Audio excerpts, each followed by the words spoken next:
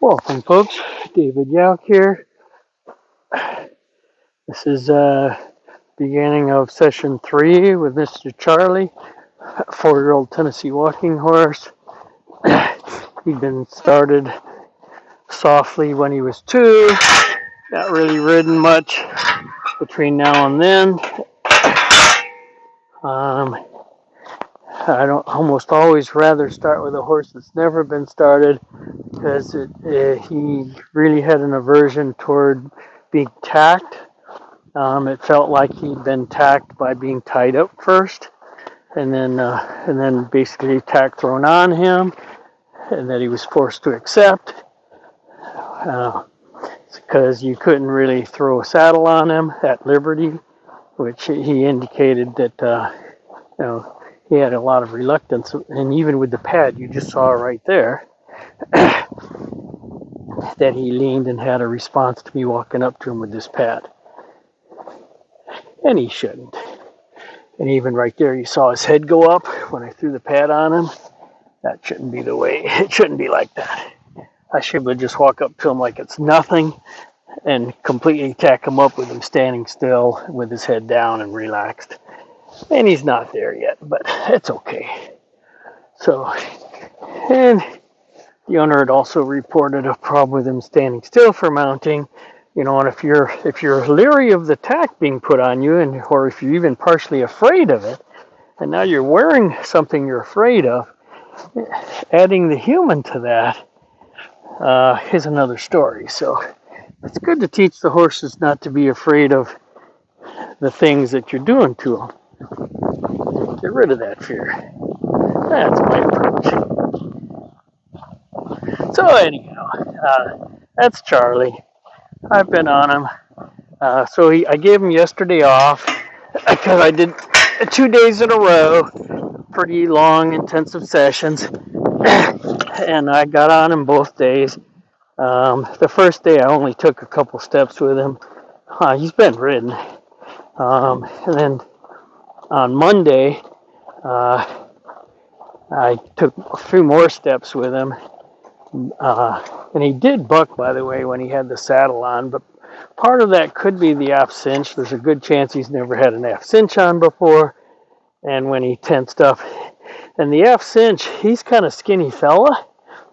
And when I tightened my aft cinch all the way on the last hole, it's still not touching his skin. It's hanging down a bit. And you can see how that went. That was really good. I didn't really throw it at him with as much of energy as I can, because I'm still helping him accept that. And he did. He's doing good. His head is up higher than it ought to be or that it needs to be, but again, it's all okay. This is a process. There we go. You can see he's not overly worried. Good boy. What a good boy. And curiously, the other thing is, I should have shown you without the saddle on, but without the saddle on, he'll follow me around everywhere I go. Put the saddle on, and he doesn't. He won't move until he's more or less forced to move. And we'll see how today goes, because he's clearly very relaxed. Good job. Yes. Clearly very relaxed. You know what? That was horse poop, you silly horse. Well, I'm a young, stupid gelding. Yes, I know. Geldings do odd things.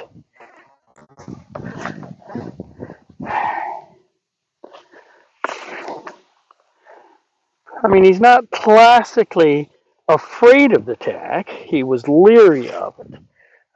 When I take the fenders, and I like to bang fenders, I'll show you. I jerk them and make a popping sound with them.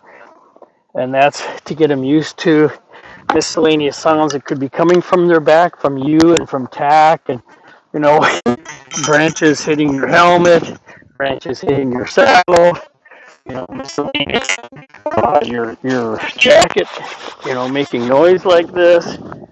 When you get a really slick jacket and you got a really young horse and you're on top of them, you might not want to wear a really slick jacket because they hear that little slick sound for the first time and they can jump out of their skin. But clearly he's not doing that. I mean, he's been well handled.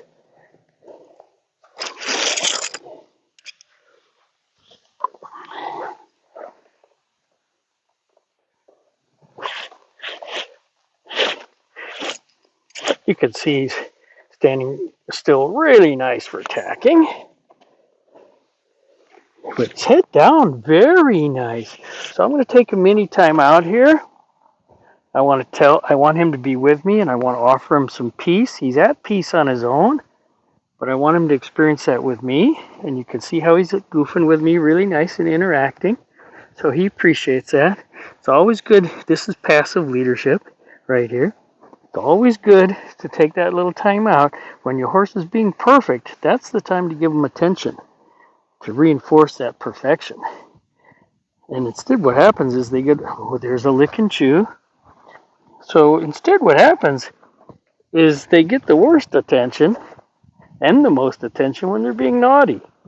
And there are lots of animals and humans that negative attention is better than no attention. So, yeah, you're really funny with those lips. What a goofball. I love me a funny gelding.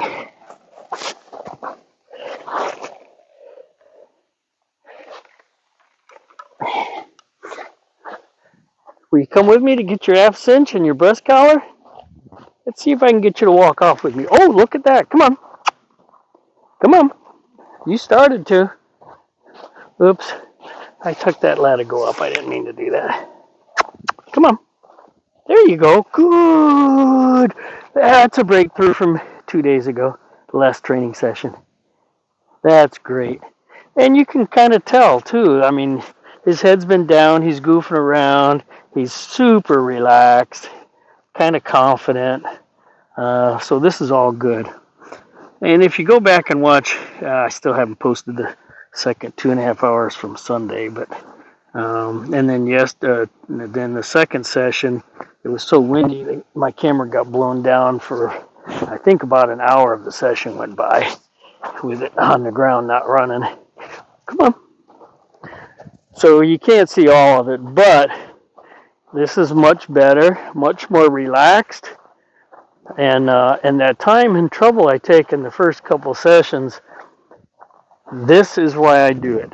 Take the time in those first 2 sessions to establish a relationship of master-servant, of God, not God.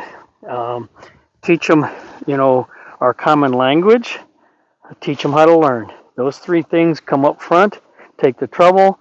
And you start at the start so you can find foundation holes. And, sometimes there are even foundation holes in leading and in haltering. And he was ear shy a little bit. I've mostly gotten rid of that, I think. And he'll tell me today if I did or not. Now, I'm using a different aft cinch today, a shorter one. So we'll see where I'm going to be snugging this up on him, which he hasn't felt it snug yet. So there's a chance we'll get a little buck out of him in the canter at Liberty when I'm sending him around. That's nothing to be concerned about. That's the time to let him, I shouldn't say let him buck, because I'll be telling him that if he starts to buck, I'm going to be yelling at him and trying to turn him to go the other direction. Because I want to tell him bucking is unacceptable. I don't get the buck out of a horse and let them buck till they're done bucking. Just as if they started biting me, I wouldn't let them just keep biting me until they're done tired of biting me. Oh, siree. Okay, so right now I do have I've got 3 holes to spare, and I got a nice snug, I guess I should get out of the way. This is touching his skin, a nice snug fit. And he even complained about it right there when I put my fingers there. And it was hanging down a couple inches with the other cinch.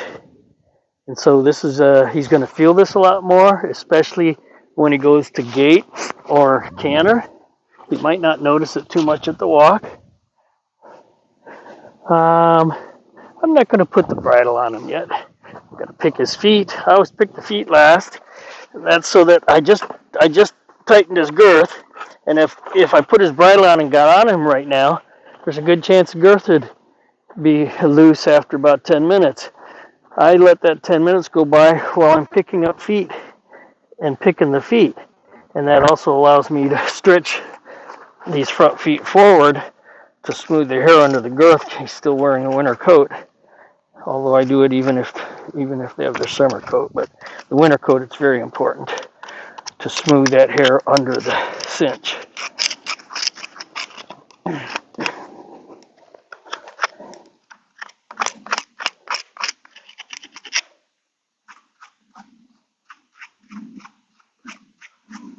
So, and here's where I picked this foot. Here's where the stretch comes to smooth the hair out from under the cinch right there. It slides the hair and smooths it all out underneath so you don't get girth galls, girth sores.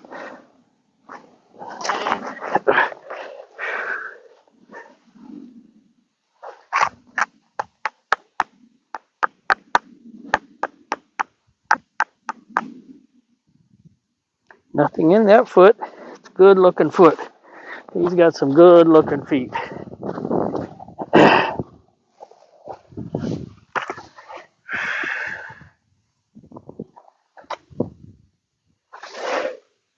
Good job right there. Don't. Good job. Good effort right there. You accept corrections really nicely. Thank you. How's it going, Mr. Charlie? Just some good looking feet right here.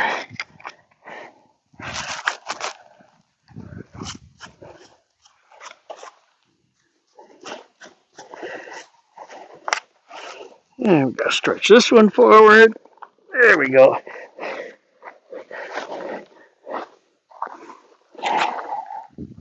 Thank you. Oh, that's another good looking hoof right there.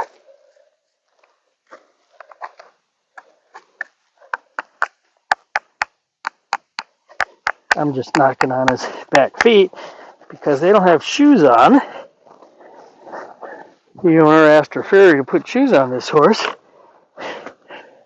and he only put 2 on. Horse is going for training. We're going to be putting some miles on the trails. So, oops. Oh, and my lyrics down here. So, you know, why would I want only 2 shoes on a horse that's a young horse that I'm just starting? What's going to happen is I want to get this horse off the forehand, and I don't want to teach them to be heavy on the forehand. I want him to teach light on the forehand, and he's gaited. He's a walker. Walkers gait by bringing their back feet really underneath them and putting a lot of, that CG moves aft, center of gravity moves aft, and all that weight's on the back end. It frees their front feet up to change their tempo and timing vis-a-vis the back feet. So the gating really occurs in the front feet. The weight has to be off of them. If you only put shoes on the front and not on the back, he's going to carry weight on the protected feet and try and get the weight off of there. Plus, when he steps down that back foot and he steps on a rock, it's going to hurt. And like every 5th, 8th step, if it hurts, you're going to end up with a horse that has no confident movement at all. And it's a young horse. That's the time to get it forward. So in my world, you protect all 4 feet while you're training. If you're only going to ride in pastures or wherever that you don't need shoes on, that's fine. But during training, I think my record is 82 miles. I put on a 8-year-old, physically mature, unbroke Arab, and in 4 weeks of training, I put 82 miles on that horse. I could have worn those feet right off of him. He had shoes on. Okay, we need to send you around, get you a walk, trot, canter, and then get on you. Get cooking.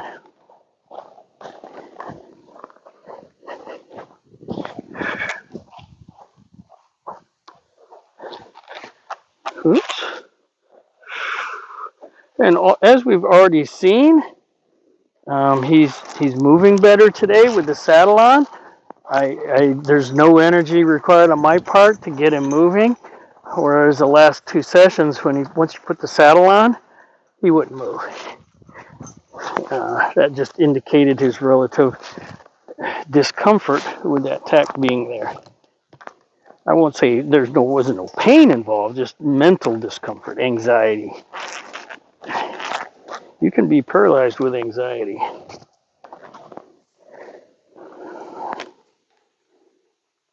Something's not quite right. Larry, it is twisted a little bit. That's okay. Good job.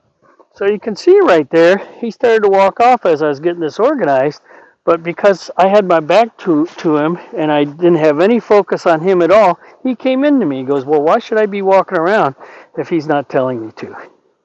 And because he did that, now I also like today, his little buddy, Speedy, is up there.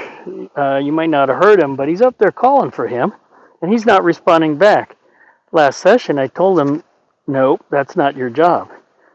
I punched your time clock ticket. You're with me now. You're not with him. So I really like he's very much paying attention, and he's not responding to Speedy. So he's a really good learner.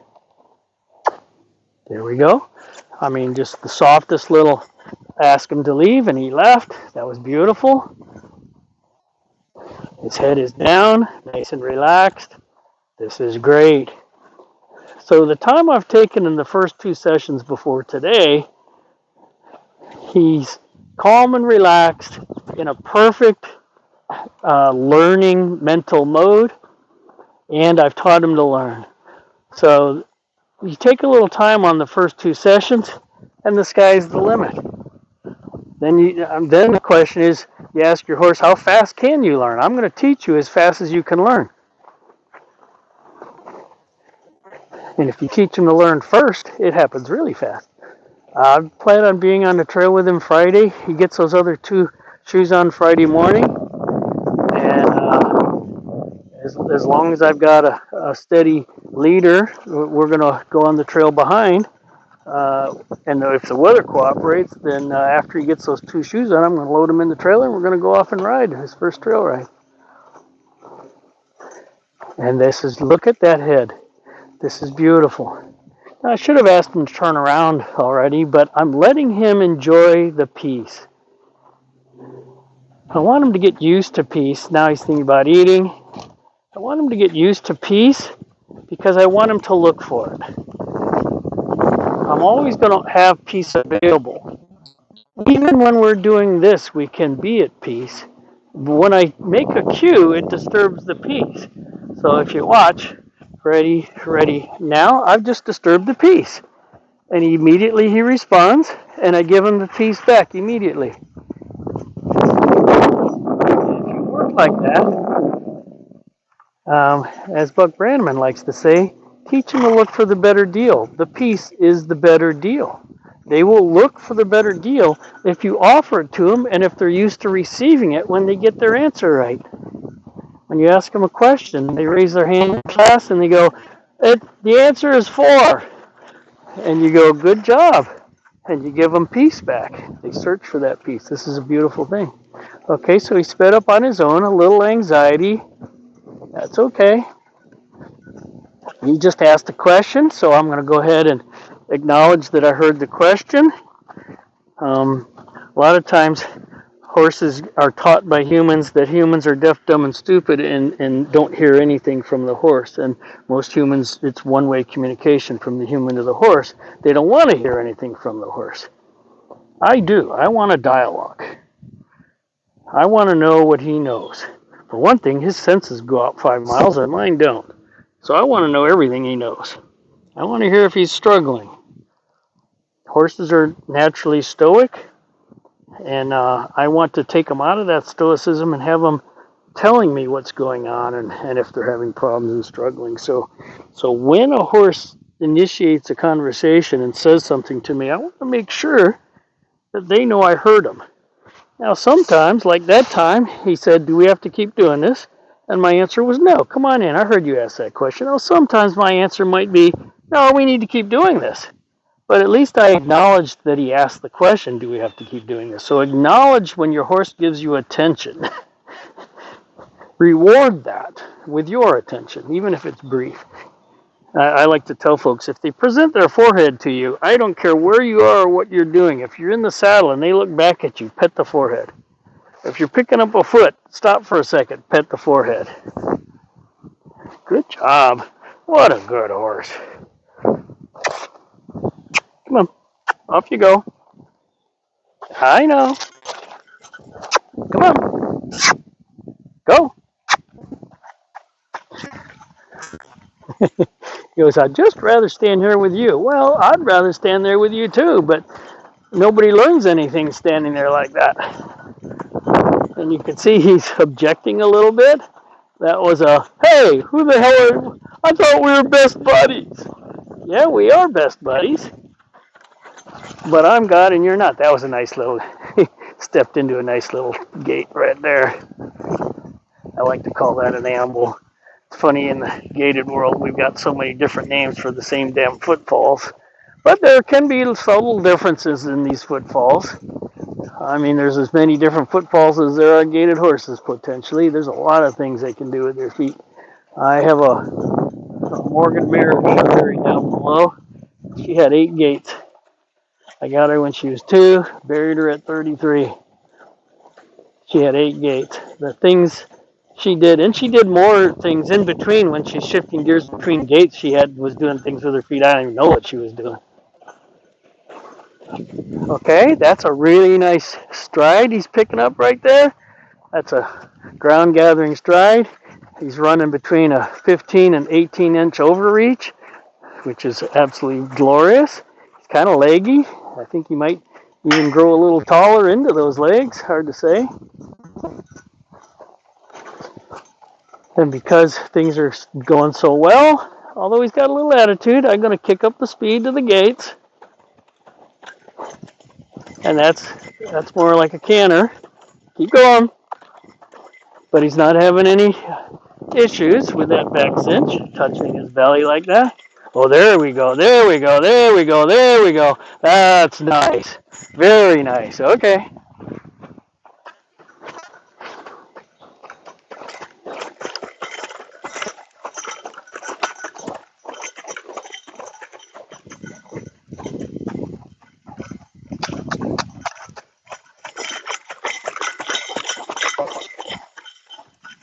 That's almost a pure trot. Interesting. That was pretty darn close to synchronous trot. There it is. That's synchronous trot. Huh.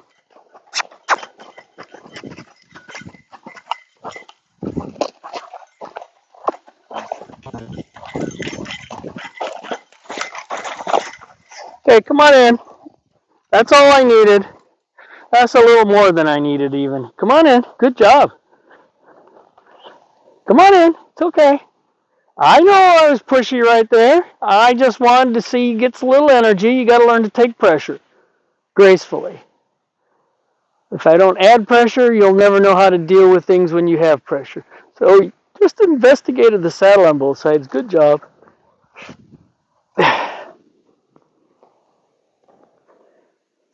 Very good. Very nice. Good job, Charlie. Good. Okay. Let's get you bridled up. A little bridle work and get on you.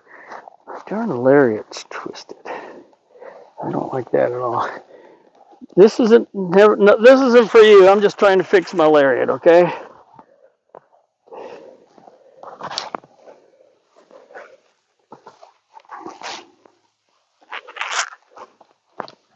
And you can see I didn't want him to think that this was targeted at him. So I'm facing away. Okay, there we go. There we go. Hate it when you get a twist in it. Now it sits nice and flat. Good job. You are following me around with tack on. I am so happy for you. I am so happy. This is going to be great. Yes, sirree. I really like you.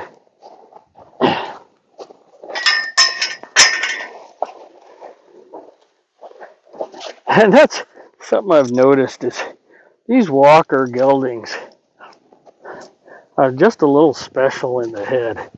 I mean, geldings like to have fun and play around anyhow, but I have not met a walker gelding that isn't just plain out adorably kid-like. They just so happy and they just want to have fun. And you could see my arm went up here and he didn't, not a single twitch with his ears, no worries at all.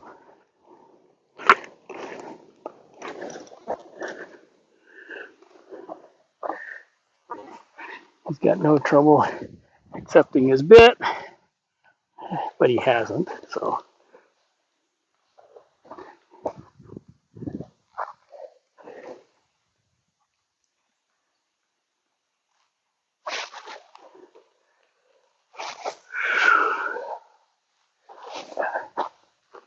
I think I want to tighten that. Let's see which side I want to tighten that on. Oh, wait. Well, they're pretty close to the same on both sides already.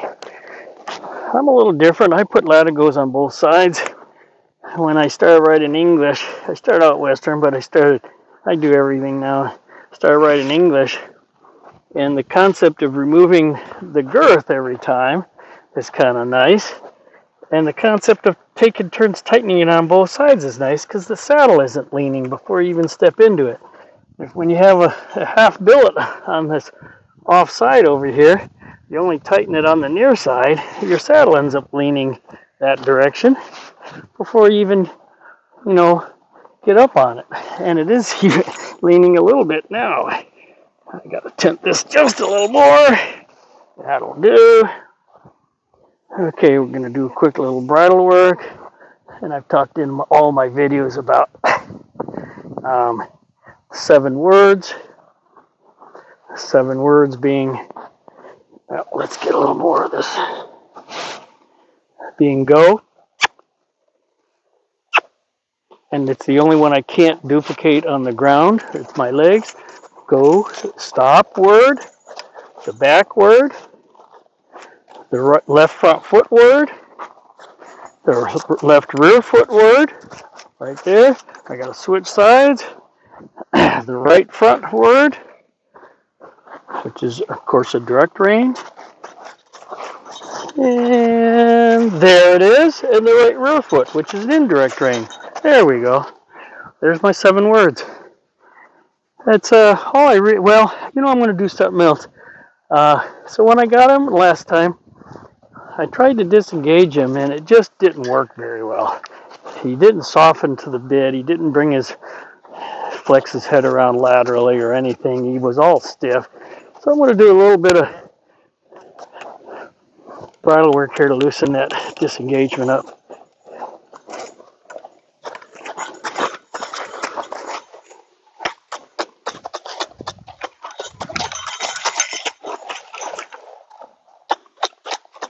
You don't want to do a lot of this on 2 and 3-year-olds. He's 4 next month. And I'm firing him up a little bit, which is fine. He needs to get used to responding to pressure and keeping an even head about him. There we go.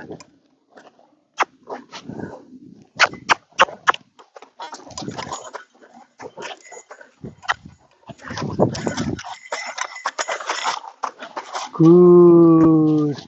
That's enough. I'll take that. Okay? I didn't mean anything by that. I know it felt like I was putting a lot of pressure on you, tapping you with this whip, and you're all okay. You got a little bit worried about that. Oops. Reins are still over the horn. You can't bring your head down all the way, huh? That's okay. Alrighty then. Let's get on you.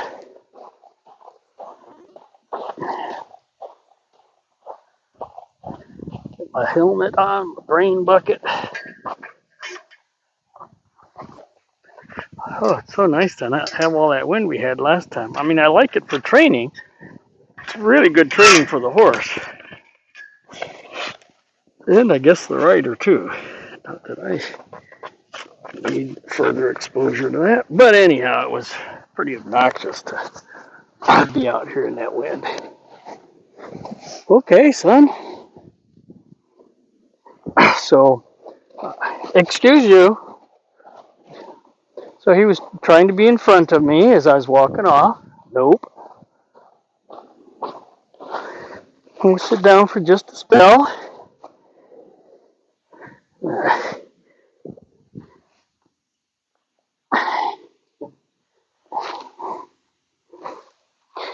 I'm sitting down to offer him a little piece here before I'm out because I fired him up a little bit. I just want to reconnect. I mean, I don't think I broke the connection. I didn't jump down his throat for anything. But this is all good for your horse to feel this way about you when you mount is a darn good thing. Young horses, when you get on their back, they forget that you're there. I mean, you disappear from them, basically. When you're on the ground, they can see you, you know, and everything. You get up there, and if they're looking straight ahead, they don't even see you. And sometimes, if you're real quiet up there and sit still and don't move, they can sensorily accommodate to your weight up there. They can forget you're there until they look back. And that's never a good thing when a young horse that you haven't been on very often looks back at you and he's surprised somebody's on his back. No, never a good thing. So, you know, you want this relationship on the ground. When you go up there, you're going to lose it. He's going to, you know, you disappear from him. And then you have to remind him when you get up there that you're still there and you're still with him, even though you're with him in a different way. So, no big deal.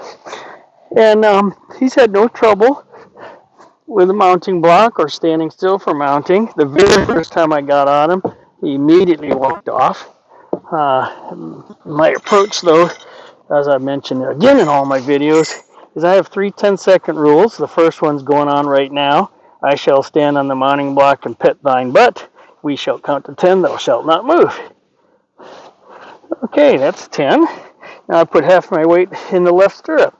I'm going to pet his butt, count to 10. We are counting to 10 together. And you can see I don't have my hands on the reins yet. He is standing still with self-control. Now I'm going to pick up the reins. Rein and mane as I mount. I'm going to tilt the nose ever so slightly toward me, and he brought it down really nice. Now I'm going to grab his mane and mount. And now the third 10-second rule, which is thou shalt not move thine feet until we count to 10 together. And I will never put my legs on and ask a horse to move for the first 10 seconds. Just a habit pattern I get into, and I found it's really good for the horse to wait for you.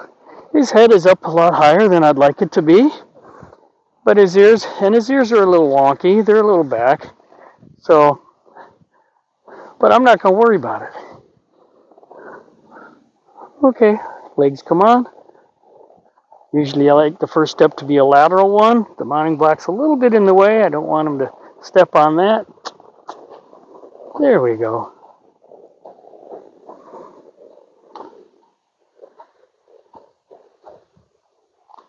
So he takes a few steps and he gets a little worried and he stops. And I have to bring my legs back on. You know, normally a horse that's had any kind of riding at all, once you tell him to go, they should know keep going until I ask for a stop. So usually my first stops are disengagement, 1 rein versus 2. And on young horses, there we go. The last one was finally yielding his hindquarters. And that caused him a lot. You can see his head is up. It caused him a lot of feelings. So I need to diffuse those feelings because I'm teaching. If he's got a lot of feelings, he's not going to learn. There we go. Good. That's a little better. I'd like it if he let go of some of the tension in his head and neck right now. So we're going to walk it off. And I'm not going to do anything but let him walk around for a little bit. Let him walk off that anxiety and tension.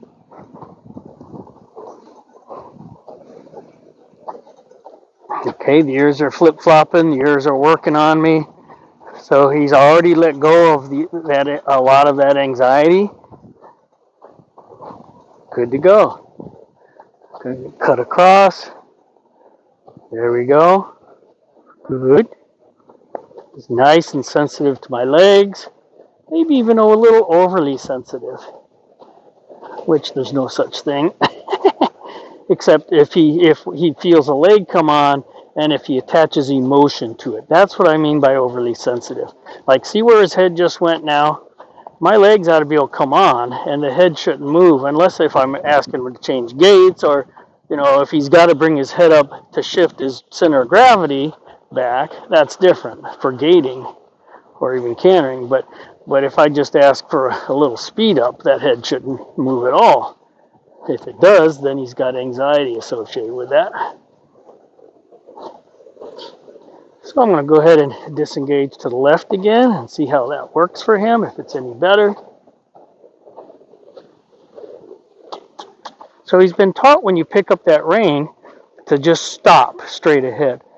That's not how I work. I want that to happen. I want that back end to go just like that. That's disengagement. You're okay. You're okay. You're okay.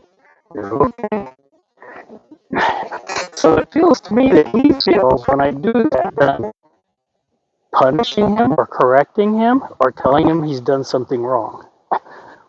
And when I really do that in real life, that's the reason why I'm shutting the horse down, because they're exhibiting some movement disorder of some kind.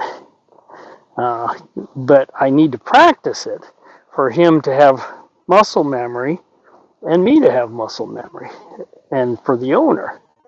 So when they get out, the horse isn't all worried when they go to disengage him. Good, that's what I like right there. Good, there you go. So one of the things I do like about him is he lets go of his feelings very quickly. Sometimes he hides them, but most of the time, like right now, he is really letting go. Matter of fact, I'm going to get off of him. I've almost been on him too long, because I've noticed just in the two times I've been on and off of him, when I get off of him, he starts yawning. And that yawn indicates a lot of anxiety from the rider being on him. And there goes a yawn right there, first yawn. Let's see if he's got another one in there. Good, good, good. And you shouldn't always do what I do. Some of the things I do are calculated risks to demonstrate trust to the horse, to earn their trust. He's yawning again. That's the third one. And, nope.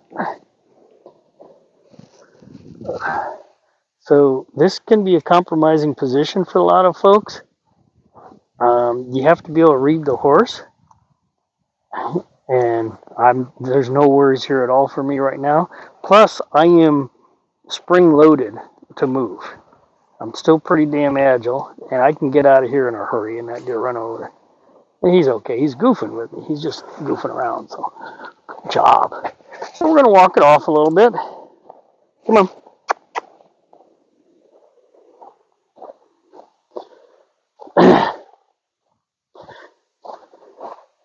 When you're getting on young horse, I mean, the first thing you want to do is get off. You get on the horse for the very first time, get off. Get on, get off. Do that 20 times. When they start moving forward under saddle, get the first couple steps, get off. Walk them around, get back on. Take some more steps. It diffuses all their feelings of defensiveness. Plus, a young horse, the first time you get on them, horses cannot predict the future. They have no idea what's happening in the next minute. So, when you get on a horse for the first time, that young horse thinks to themselves, I got to carry this human around the rest of my life? Holy crap, this is going to suck. They don't know you're just getting up there for a while and you're getting off. So, you got to show them that by getting off. And my saddle's leaning a little left. I like to ride with a relatively loose saddle. And he's kind of a little skinny guy. My training saddle here is a little wide. and that's so it can fit on a lot of different horses. And I've got a built-up pad because the saddle's wider than it needs to be on him. I've got a build-up pad to go both cushion his spine and to fill in the width of the tree a little bit. Here's my standing still for mounting stuff. This is really good. That's my weight in the stirrup. Count to 10. And time to get on. Pick up rein and mane. Tilt the head nose ever so slightly there, right like that. Mane mount. Count to 10. 1, 2, 3, 4, 5, 6, 7, 8, 9, and 10. Now he almost, if I hadn't gotten to 10, I might have stopped him. And maybe I could have, because I did not tell him to go. He went because he couldn't stand it anymore. But it's okay. He's allowed tiny little mistakes occasionally. He's got nice and forward now. This is great. Okay, so this is a good speed. Practice some disengagements at. And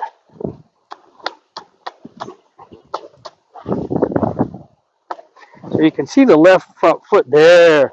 The left front foot should be planted. All the weight ought to be on the left front foot, and the back end should be pirouetting around that. And I'm not pulling it too deep in because I could feel some stiffness in that neck and shoulder. I'm going to build up to the flexibility of that. So if you go back and rewind that little piece right there and look down at his left front foot, you're going to feel and see he's actually stepping it out. He's stepping it forward, and we're doing this tiny little circle instead of a pirouette. And if I bring that left rein in more indirectly toward my other hip, a little tighter, it'll seal the deal on that. But I can feel it causing him a bit of a panic. And I'm not sure why. And panic is maybe not the right word. I can feel his feelings about it. I thought my horses were going to come barreling down that hole right there. That's a good time to stop and get off. Okay, so we're going to come around here, and I'm going to disengage to the right for the first time and see if it's any different than the left. It usually is. And hope it's about the same. You can watch his right front foot right now. There.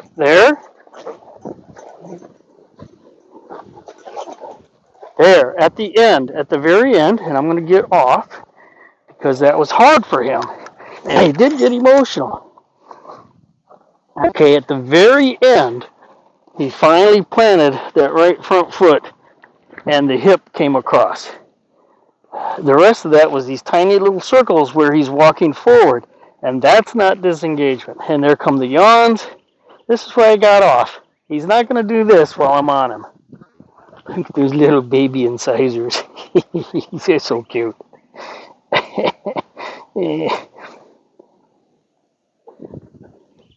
This is when the learning's taking place.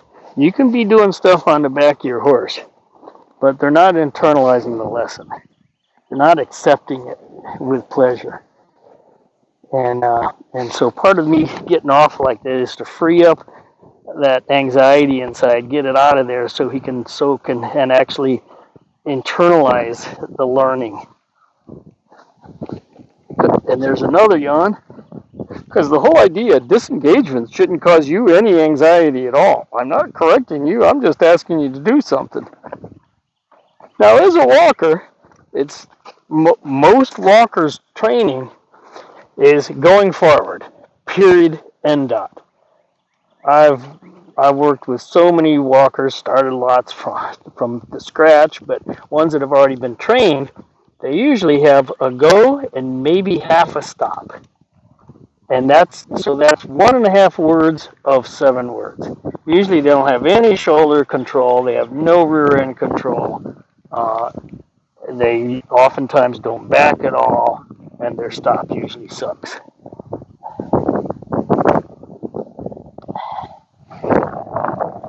So they get hurried, and their foundation is down where it ought to be. So I think he's just about ready now. pretty sure he's done yawning.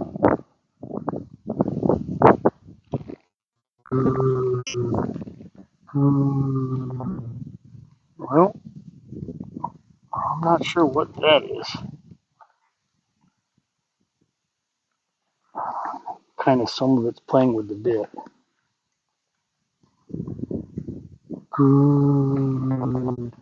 Good, there.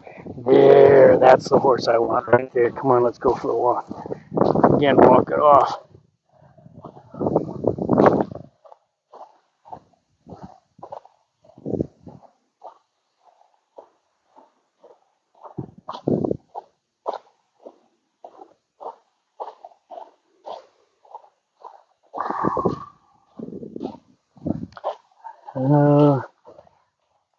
Guess I should check and see how long that camera's been running. I try to keep my recordings down to an hour each. I've been failing that the last couple days. Let's go check it. So that's session one. Part one of session 3. And I started recording the first day, the first minute of training. So everything you see, there's nothing that goes on between except leading him to and from, and that's only 46 minutes. But so stand by for part 2.